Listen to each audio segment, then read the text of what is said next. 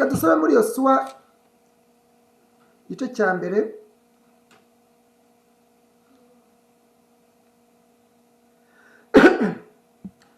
Yosuwa igice cya mbere umurongo wa mbere tugeze ku murongo wa 9. Tunyarutse tusome vuba tunyarutse. Ubwo Mose umugaragu w'Uwiteka yari amaze gupfa, Uwiteka abwira Yosuwa mwene Nuni umufasha wa Mose ati, umugaragu wanjye Mose yarapfuye, none ubu haguruka wambukane n'aba bantu bose ruriya ruzi rwa Yorodani, mujye mu gihugu mbahaye mwebwe Abisirayeli, aho muzakandagira hose ndahabahaye, nk'uko nabwiye Mose uhereye mu butayu no kuri uriya musozi i Lebanoni ukageza ku ruzi runini rwitwa Ufurate, igihugu cyose cy'Abaheti no kugeza ku nyanja nini y'Iburengerazuba nirwo rugabano rwanyu.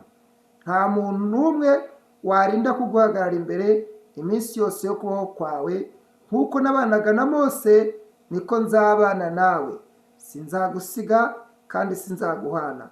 Komera ushikame, kuko uzatuma aba bantu bazungura igihugu narahiye ko nzaha abasekuruza babo. Icyakora ukomere ushikame cyane, kugira ngo witondere amategeko yose umugaragu wanjye Mose yagutegetse. Ntuzateshuke uciye iburyo cyangwa ibumoso, kugira ngo ubashishwe byose aho uzajya hose. Ibiri muri iki gitabo cy'amategeko ntukarorere kubihamisha akanwa kawe, ahubwo ujye ubitekereza ku manywa na nijoro, kugira ngo ubone uko ukurikiza ibyanditswemo byose. Niho uzahirwa mu nzira zawe, ukabashishwa byose. Mbese si ibyo bigutegetse? Nuko komera ushikame, ntutinye kandi ntukuke umutima, kuko Uwiteka Imana yawe iri kumwe nawe aho uzajya hose. Yesu ashimwe cyane. Ijambo ni amagambo avuga uburyo Imana ibana natwe, isezerana kubana natwe, ikatubera umugisha mu rugendo rwacu rwose. Kandi nk'uko natangiye ntanga ingero zifatika zihari, ibitsikamutima niko biri byita, cyangwa se ingero z'abatubanjirije, ingero z'intwari mu kwizera. Uyu munsi wa none ari iziriho ndetse n'izarangije, turazifite n'iziriho zerekana ubutwari mu kwizera zikiriho rwose, byerekana yuko Imana ibasha kubana nawe, ikagendana nawe, haleluya, igakomezanya nawe, kandi ikakugaragaramo ukayigaragaramo. Yesu ashimwe. Ikagendana nawe, ikakugaragaramo ukayigaragaramo. Ni ukuri, amakuru yayo ukayigeza aho ubashe gushobora, kandi umukiranutsi wayo nk'uko ijambo ry'Imana rivuga, akagaragara, akigaragaza, tukamubona. Wa mugani wa za nteko z'ikinyarwanda, umukiranutsi w'Imana arafatika, aragaragara, turamubona, inteko ye turayizi. Abizi ibintu by'inteko z'ikinyarwanda, umukiranutsi w'Imana arafatika, ntabwo ari ibintu biri mu kirere. Gukiranukira Imana birafatika, biragaragara. Gukiranukira Imana birashayininga. Wa mugani wa Yesu ngo ntawacana itara ngo aritwikire, rakata. Gukiranukira Imana birashayininga,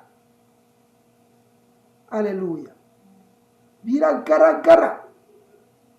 Ntabwo ari bene bya bintu uzagenda ngo wifungirane mu cyumba cyawe wenyine. Gukiranukira Imana bikeneye gucana itara, hasigaye rikamurikira bishobokera bose, ntabwo ari ubwiko, birafatika. kandi kugendera n'Imana, Imana ikugaragaramo pe, nk'uko yabikoreye Yosuwa. Yaramubwiye ngo umugaragu wanjye Mose urugendo rwe ararurangije, none ntabwo ubwo arurangije umurimo uhagarariye aho ngaho, komezanya ubwoko bwanjye.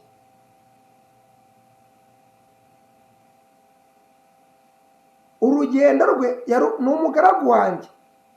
Kuba umugaragu w'Imana si ukuvuga ko udataha, urataha kabisa, ugera kuri exit ukavamo, uva muri basi rwose ikagera kuri exit yawe yageze uvamo. Hanyuma ijambo ry'Imana rigahita riza rikagira ati rero umugaragu wanjye avuyemo aragiye, ndamucyuye. Ariko Yosuwa dukomezanye, nzabana nawe, nzakujya imbere, fata ubwoko bwanjye mukomeze mwambuke, dore igihugu mujyamo ngikiriya, mukomeze mwambuke. Hariya hose nzahaba hariya. Iby'Imana izaduha ni ibintu bifatika,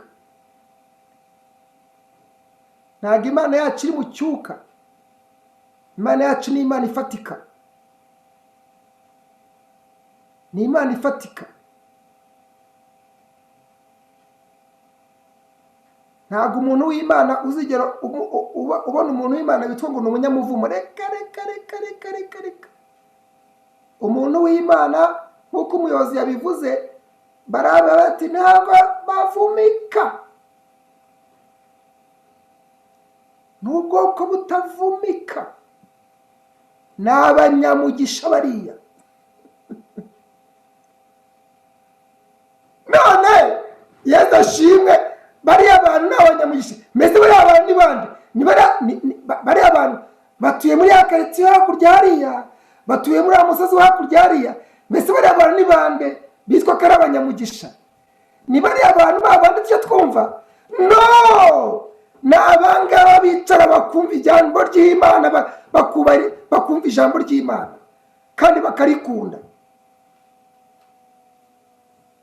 Ntabwo ari ubundi bwoko bw'ahandi, ni mwebwe, ni abanyamugisha. Barabavuze ngo bariya, yavugaga abandi, yavugaga twebwe. Bariya abwira Baraki, no, wibeshye Baraki, bariya no.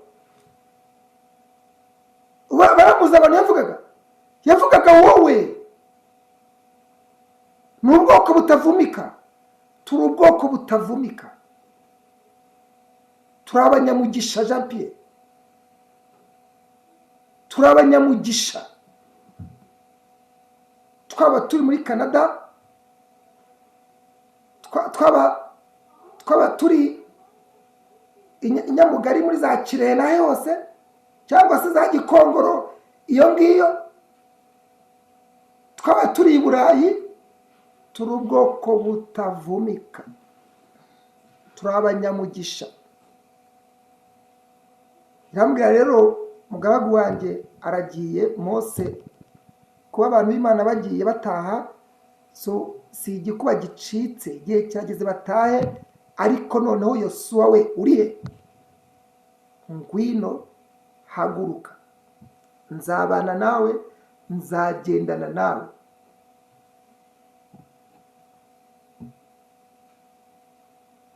Gatatu ngo aho uzakandagira hose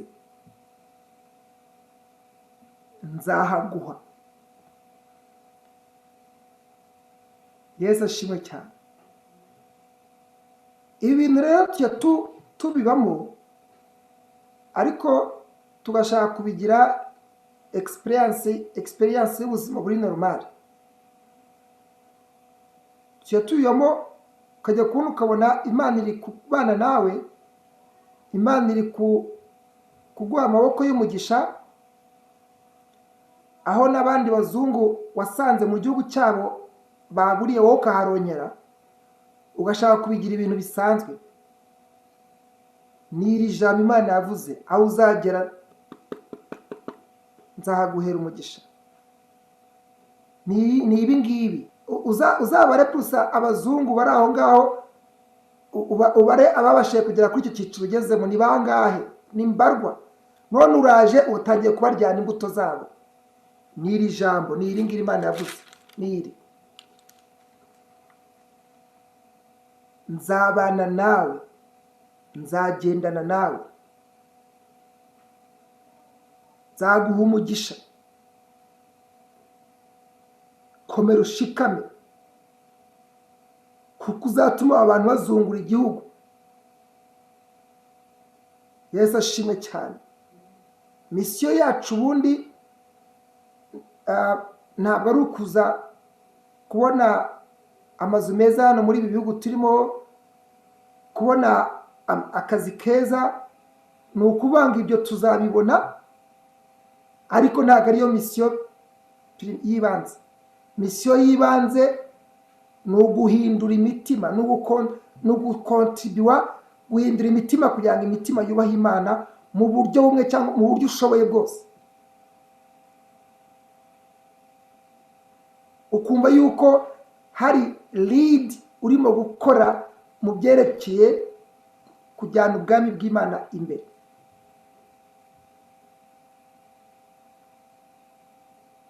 Hanyuma ariko iyo ugeze kuri 7 niyo Imana ivuga, yabwiye Yosuwa ko izabana nawe rwose pe, ikamuha byose, ikamubashisha byose. Ariko iyo ugeze kuri 7 nyine niyo umubwira ngo but, ariko icyakora ukomere ushikame cyane kugira ngo witondere amategeko yose umugaragu wanjye Mose yagutegetse. Ntuzateshuke, ntuzace iburyo cyangwa ibumoso, kandi biri muri iki gitabo cy'amategeko ntukarore kubihamisha akanwa kawe kubivuga. Burya bene data,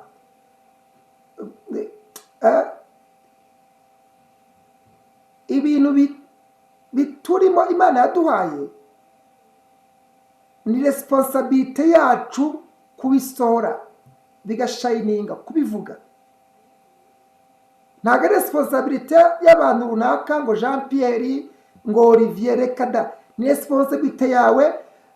Muri njye abaza n'ubutazi no gushoma ngo uvuge cyane, hamya ko Yesu agira neza. We ukomeza gushyushya intebe gusa, vuga ko Yesu agira neza. Ubundi abantu b'Imana twakwiye kuba aggressive mu kuvuga iby'Imana. Ntabwo ari aggressivity ya ngo turwane oya, ariko nuvuga ngo twakwiye kugira umuhate mu kuvuga iby'Imana mu buryo bumwe, cyangwa tukavuga ko Yesu agira neza. Nzabana nawe.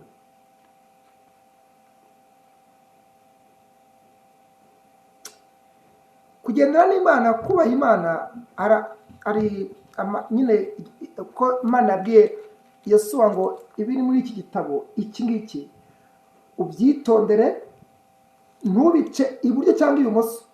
You need to be straight muri gitabo neza, ugomba kubihagararamo neza.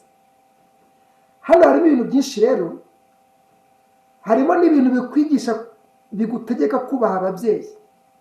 Ofete ibintu birimo hano ntabwo bigutegeka gusa kubaha Imana gusa, uzi ko binagutegeka no kubaha ababyeyi ngo kugira ngo ugire umugisha.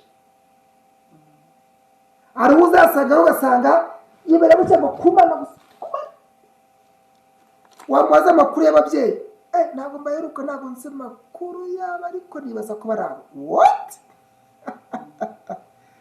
You are crazy guys. What? Ibiri muri iki gitabo Yosuwa we, bikurikize neza. Yosuwa we, ibi muri iki gitabo.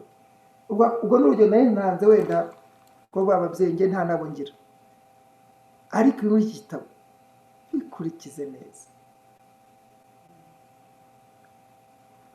Njyewe rero ndi umunyamugisha, ndi umunyamugisha kabisa. Kandi nanone ku ruhande rumwe, muzehe yari umuntu uri tafu ugoye, yari umuntu ugoye cyane, yari umunyamanyanga menshi cyane. Mu busore bwe yari umunyamanyanga, no mu busaza bwe kabisa yari yamanyangiste sana. Nuko noneho ariko muze kuko nyine nakijwe, muze ngewe yambona nge naza akabona ndamukunda mwitayeho, malgré ko nta kintu cyiza kinzi, ariko bakabona mwitayeho akankunda. Rero noneho ndi Butare baza kumbwira ko yarembye cyane, asigaye bamwe kumva ku ishuri, njya kumurwaza. Ndangije yarageze no mu gihe asigaye asa n'unyubaha. Ndangije mujyana kwa muganga, ndamwirwariza 3 weeks, aranampfana mpfira amaboko.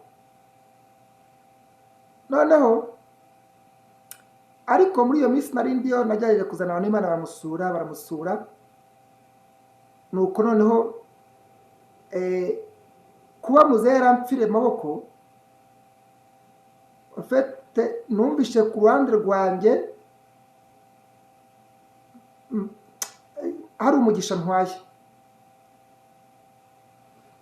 Kimwe cyo rwose nta butunzi yansigiye, nta murage yansigiye, ntayo oya. N'amazu twari dufite 2 yo mu rugo ntabwo ari mu butunzi bwa papa, nta faranga na rimwe ryari ririmo. So afite bene data abantu b'Imana, niba hari ikintu kizatuma Imana ikomeza kugendana nawe, ni ukwikiranukira, ugashakisha uburyo uyikiranukira. Hanyuma kandi icyo iri jambo ry'Imana rikubwira, na twa tundi wita dutoye, twa tundi babandi bajya bavuga ngo reka ngibyo reka, ukatwitondera.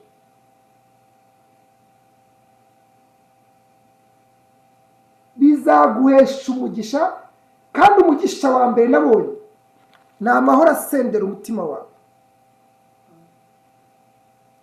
akuzura umutima wawe, wahura n'umukiranutsi w'Imana ukabona nta munkanyari w'umunaba afite, ukabona ahubwo afite ubwiza bw'Imana, ukabona nta munkanyari w'umunaba afite.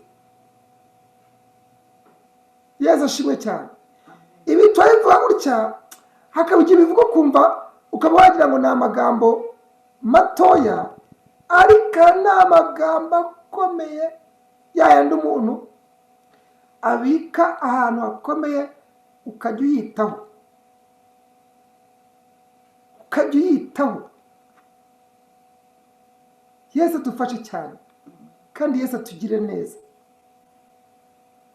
Abantu b'Imana uyu munsi wa none bari kwivanga n'ibigirwamana mu buryo bitari bya bigirwamana by'ibishushanyo bisengwa, ahubwo mu buryo bw'amasitire y'ubuzima yabaye ubugirwamana.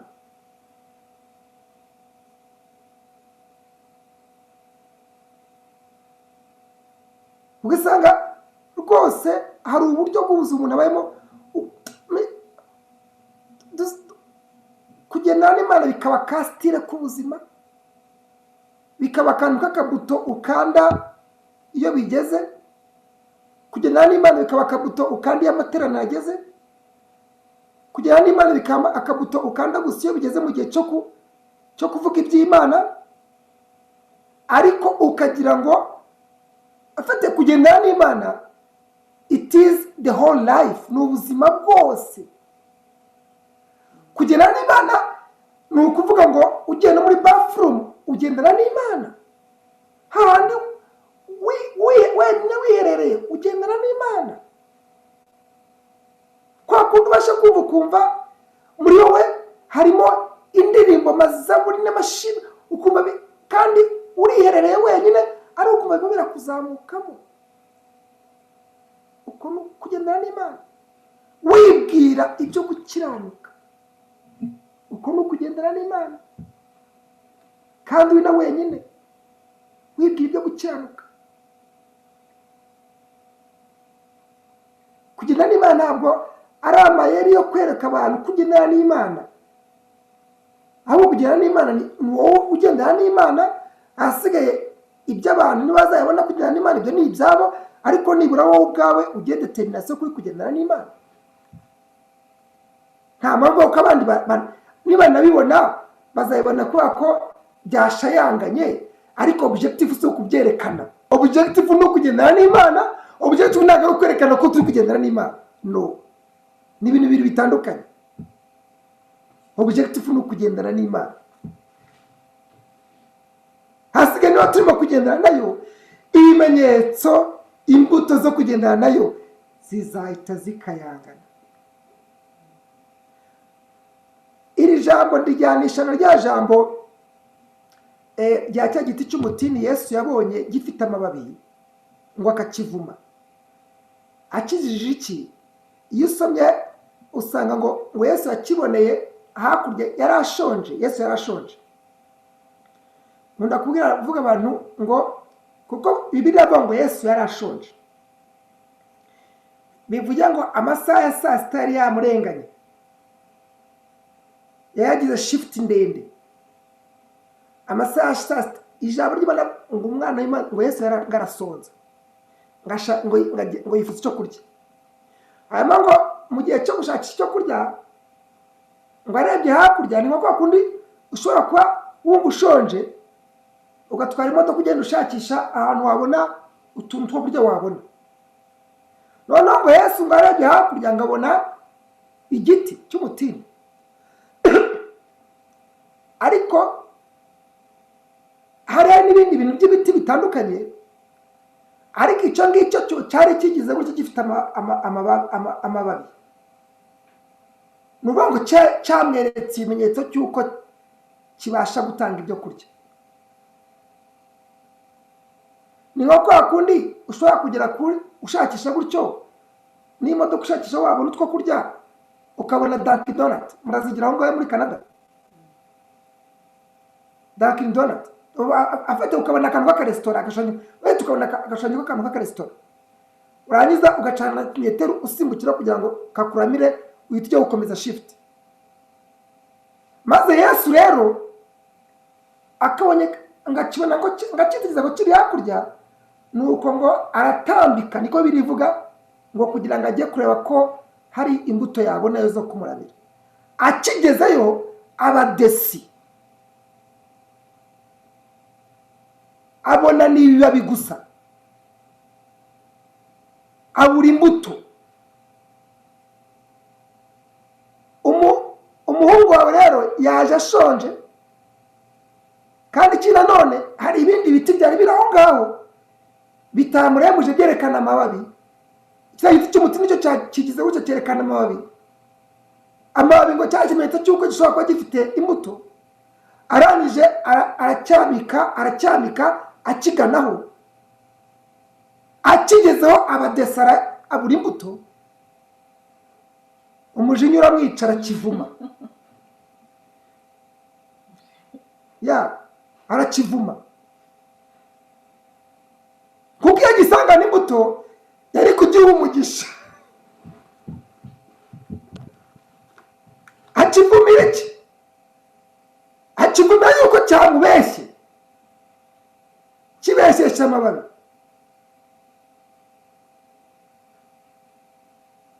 Arangije noneho arakibwira ati ntihakagire n'undi muntu uzongera kubeshya na gato, ntihakagire umuntu uzongera kuza gusoroma imbuto kuri wowe. Ati po, ahita akivumira aho ngaho. Ntihazagire undi muntu wongera kukwibeshyaho, uri ibinyabibabi gusa, po, nta bibuto ugira, uri ibinyabibabi gusa, uri ukubeshya gusa, ukabeshya gusa, ukagarapa amababi ku buryo bari hakurya bose baza bagira ngo ufite imbuto. Bakugeraho bakakugeraho, bahagira inzara yabishe ntubaramire, ugakomeza kwerekana ibibabi gusa. Ntihazagire umuntu uzongera kubeshya, hita wuma. Ngo gihita cyuma, kandi gihita cyuma. exactly nka rwogera nabwiye nk'uko ushobora gucana kubona ahantu hari akaresitora ushonje ugira ngo urasanga ibyo kurya wagira ugasanga ni ibyapa gusa bati ntabwo duheruka guteka. Uzihangana nk'umurokore wirinde kuvuga nabi, ariko uzareba wa wundi w'inyuma yawe w'umupagani uzumva ibyo azababwira azati pum vane icyapa, ariko nawe ushobora no kubagira inama ati ibi bintu by'ibyapa rero byo gukomeza mubesha abantu nawe mudaheruka guteka nimwe mubibitse, aho kugira ngo mujye mutuma abantu bahagira baza hano batwika ama esanse bagira gute. Icyo giti yahise akivuma rero, yahise akivumira aho ngaho. Bikaba biterwa n'iki? Muri Matayo ibice 7:19 aravuga ngo Yesu arivuge ngo igiti cyose kitera imbuto nziza kiracibwa kikajugunywa mu muriro.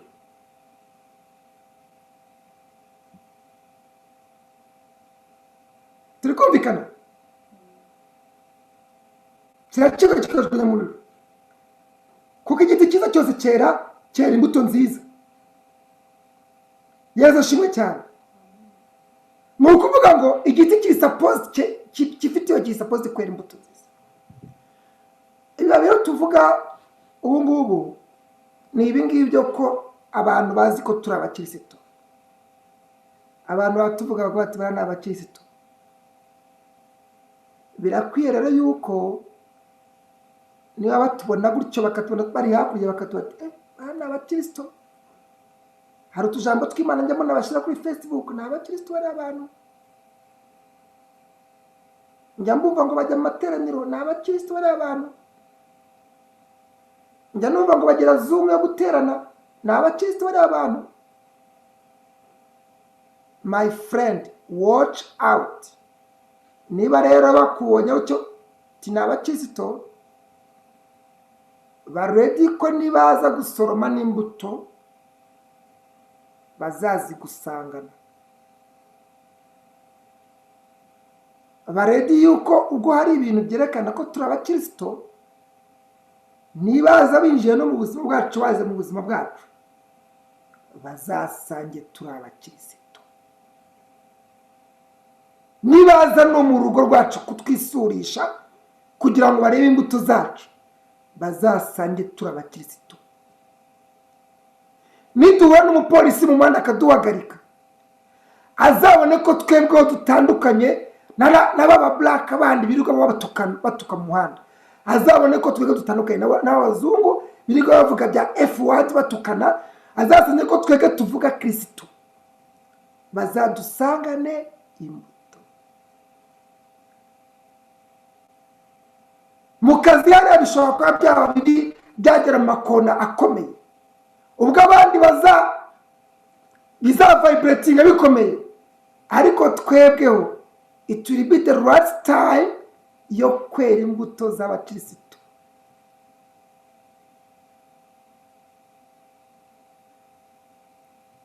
Haleluya.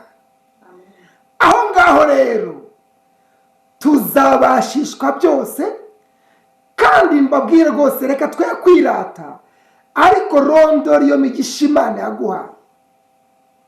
Ndagira ngo nkubwire ngo imigisha y'Imana si kubw'ubusa. Imigisha y'Imana isendereza ku bantu bayo. Iyo migisha Imana yaguhaye nuko ifite icyizere yakugiriye, we kugipfusha ubusa mwene data, kibyaza umusaruro.